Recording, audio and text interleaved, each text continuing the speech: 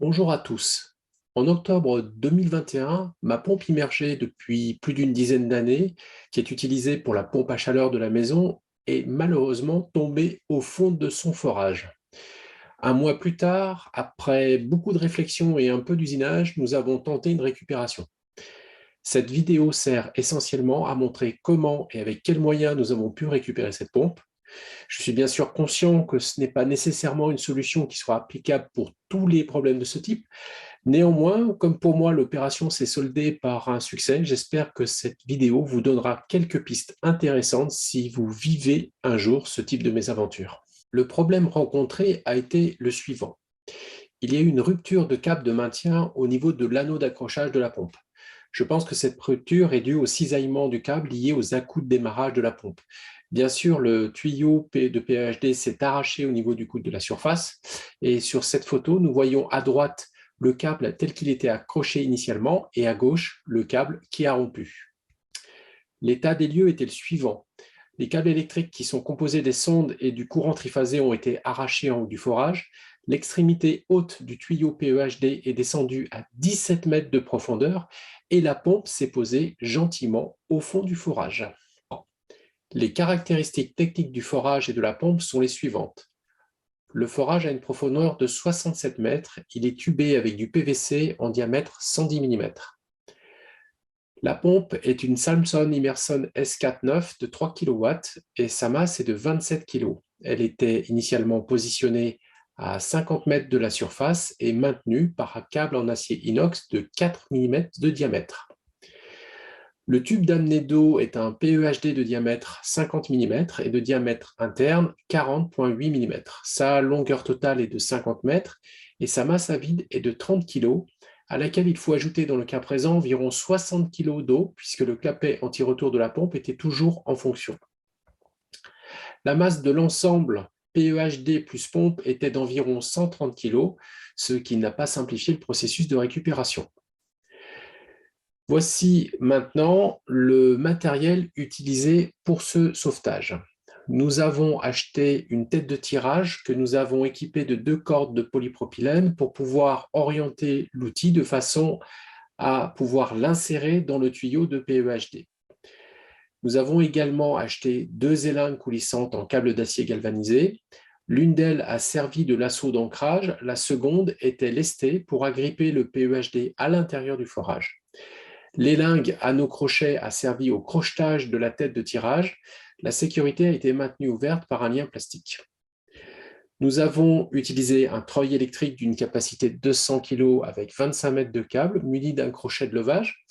Nous avons également loué une caméra d'inspection de canalisation équipée de 25 mètres de fibre optique, munie d'un éclairage permettant de guider nos manœuvres, et tout cela à 17 mètres de profondeur. Enfin, nous avons réalisé un outil multifonction de façon à pouvoir visser la tête de tirage une fois en place sur les PEHD. Cet outil est composé de 20 mètres de PVC pression de diamètre 32. Un premier outil visible sur la photo 1 avait pour fonction d'éliminer l'eau sur 10 cm du tube afin de nettoyer l'intérieur du PEHD pour une bonne accroche de la tête de tirage. La chape visible sur le plan côté à droite et sur la photo 3 a servi à visser la tête de tirage. Enfin, l'outil en spirale qui est montré sur la photo 2 a permis la pose de la tête de tirage par écartement du PEHD de la paroi du forage. Le scénario de récupération a été le suivant. En premier lieu, nous avons descendu l'outil multifonction pour nettoyer et sécher localement le PEHD.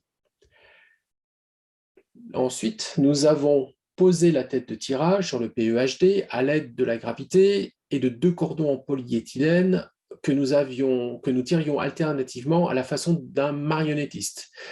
L'outil spirale qui a permis un mouvement latéral du PEHD pour le décoller du tube de forage. C'est cette étape qui a pris le plus de temps dans tout le processus. Puis, nous avons vissé la tête de tirage à l'aide de l'outil multifonction, ce qui nous a pris 1 heure, car le crochet était initialement collé à la paroi du tube du forage. Nous avons ensuite utilisé l'élingue à nos crochets, reliés au câble du treuil électrique. Le crochet a été inséré dans la boucle de la tête de tirage. Ceci nous a pris également 1 heure. À partir de cette dernière étape, nous avons pu remonter les 17 mètres de PEHD avec le treuil électrique.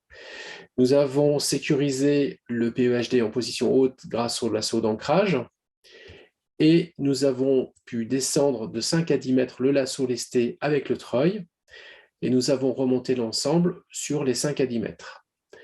Nous avons recommencé ce processus une douzaine de fois jusqu'à la sortie de la pompe.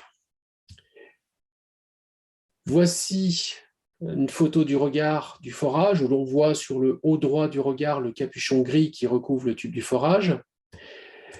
Tous les outils utilisés sont présentés sur ces photos. Nous voyons l'outil spirale qui nous a permis d'écarter le PEHD du tuyau de forage pour pouvoir insérer la tête de tirage. Nous voyons sur la photo du bas à gauche les deux lassos, le lasso lesté et le lasso d'ancrage. Au milieu de cette photo, nous voyons le crochet sur lequel est accroché un cordon de polypropylène bleu qui a servi à l'insertion du crochet à l'intérieur de l'anneau de la tête de tirage. Cette dernière est partiellement visible sur un tube d'essai en PEHD. Elle est reliée à une corde en polypropylène. À droite de l'écran, nous voyons l'outil de nettoyage composé d'éponges qui ont permis de pomper l'eau sur 10 cm et de nettoyer l'intérieur du tuyau.